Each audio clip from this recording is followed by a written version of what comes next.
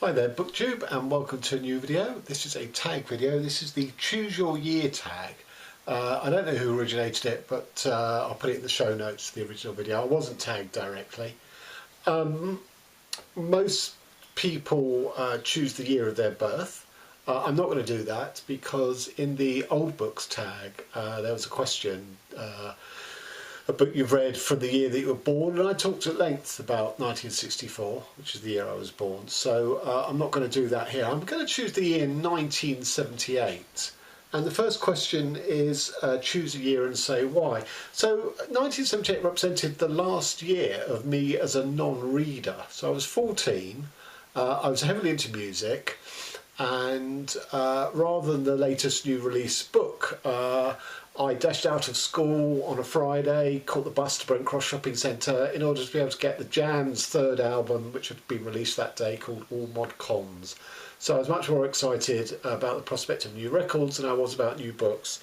And 1978 in music terms was quite significant because it was sort of the year after punk, and punk had sort of died in its own limitations musically and stylistically, but it started to mutate into a much more interesting music scene called New Wave. So in America you had bands like Talking Heads, Blondie, Television, Perubu.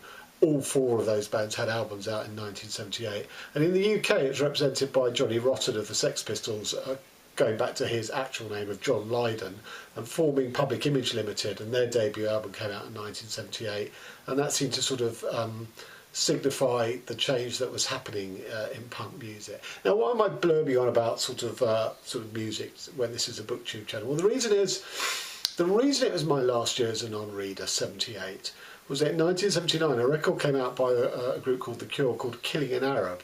And it was based on Albert Camus' book The Stranger, L'étranger. And I was 15 then, and I hadn't heard of either of the Cure, the single, or Albert Camus. But I had an older cousin at my school who let me know that for cool points I should track down the Cure's record, listen to it, and then go and read the book, which I faithfully did because I was chasing cool points in the school playground.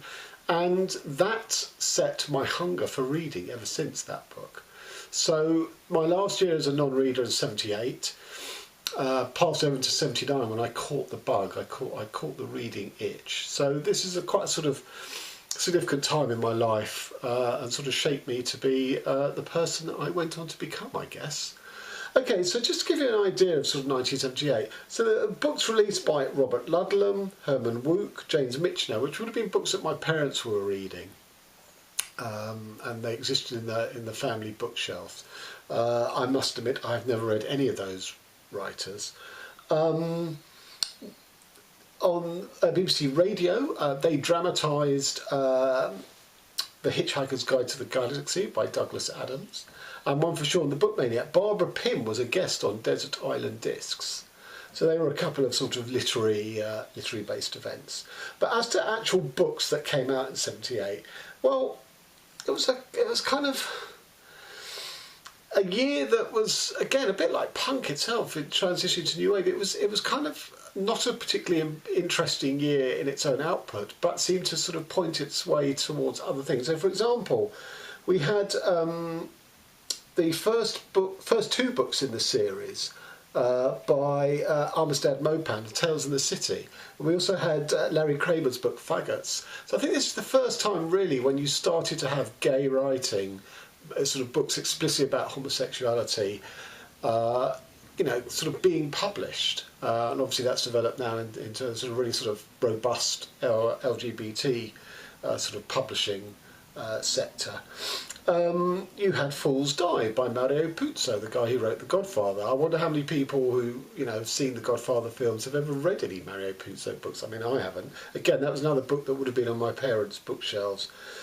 You had a father and son writing, both releasing books. You had King's Amos's Jake's Things, and you had his son Martin Amos's Success. And I've read Success, and I don't like Martin Amos, so I'm not going to give him any time on this channel.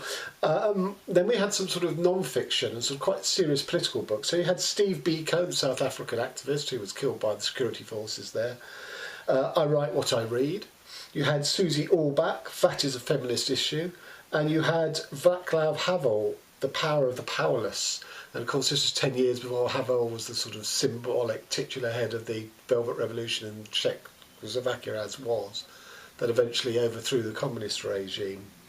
So those are some of the books that were sort of around. As I say, the sort of the non-fiction and the slow development of sort of gay writing, I think were sort of interesting pointers. There really wouldn't have been any books that I would have, I queued up for a record on its day of release. I'm not sure there would have been any books I would have queued up on their day of publication. So one of the books I read that was published in '78 is this, Dellilo, Running Dog, which is a book about a supposed 8mm film reel that was shot in Hitler's bunker during the last days, and it's a book about, does such a thing exist? If it exists, can one get access to it on the black market? It's not one of Delillo's best, to be honest. It's one of his earlier books in '78.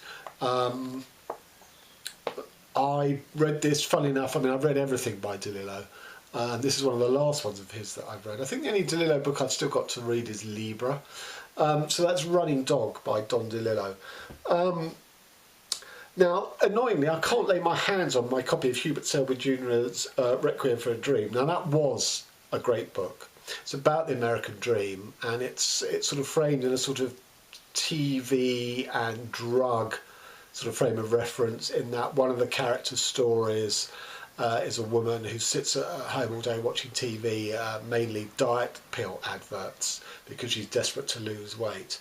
And then another couple of characters who are saving up to buy a kilo of, I think it's heroin, and that's going to make their millions. And of course they can't, the nature of their sort of consumptive drive is that, they can't stop sampling the merchandise themselves, and eventually they end up with nothing because they've consumed it all. And that is the end of their American dream. It's a brilliant book. I mean, Hubert Selby was one of the, after Camus, I read Burroughs and Selby pretty much as my next two serious authors. And Selby, it doesn't get talked about that much these days, apart from Last Exit to Brooklyn. But he was a really important writer for me. And Requiem for a Dream is a great book, I feel. The Cement Garden by Ian McEwan was published in '78, which I've read, and I think was his debut, and is quite weird about parents of these kids. I can't remember now whether the kids kill them or they just die, and they bury them under the patio in the garden. It's not one of his best, I don't think. Now, a book I think I've read is The Sea by R.S. Murdoch. I've definitely read Under the Net by R.S. Murdoch. I can't remember if I read The Sea, and the problem I have here is I can't remember a thing about either of those books, so if I have read them, I'm not sure what it says. I can't remember anything about them. And then a non-fiction book that I've read from '78 was Susan Sontag, Illness as Metaphor.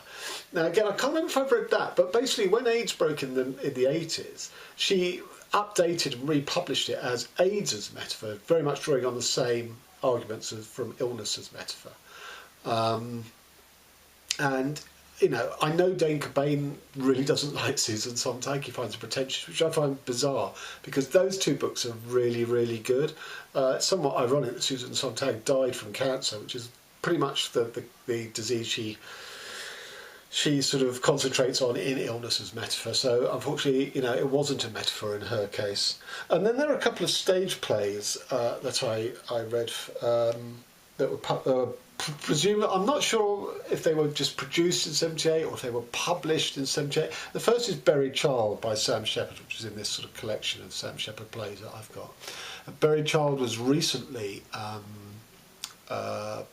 revived in a performance in London and got rave reviews. I'm a huge Shephard fan. Buried Child is not one of my favourite of his plays, I have to say. And again, like Ian McEwan's The Cement Garden, it's about somebody buried under the front garden. In this case, a child, obviously, judging by the title. And the other play was David Hare's play Plenty.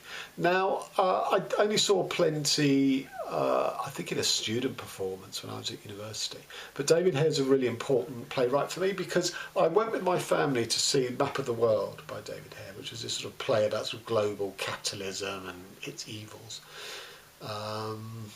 I'm not sure what year this was, probably around 1980. Maybe a couple of years after that, and I hated it. Absolutely hated the play. I thought it was preachy. I thought the characters weren't real. They all represented political positions. And I remember having this sort of furious debate in the car with my parents on the way back about what a piece of shit it was. And it was sort of there that my desire to write sort of took place, really, because I wanted to write in opposition to David Hare and sort of show, how I think plays should be done.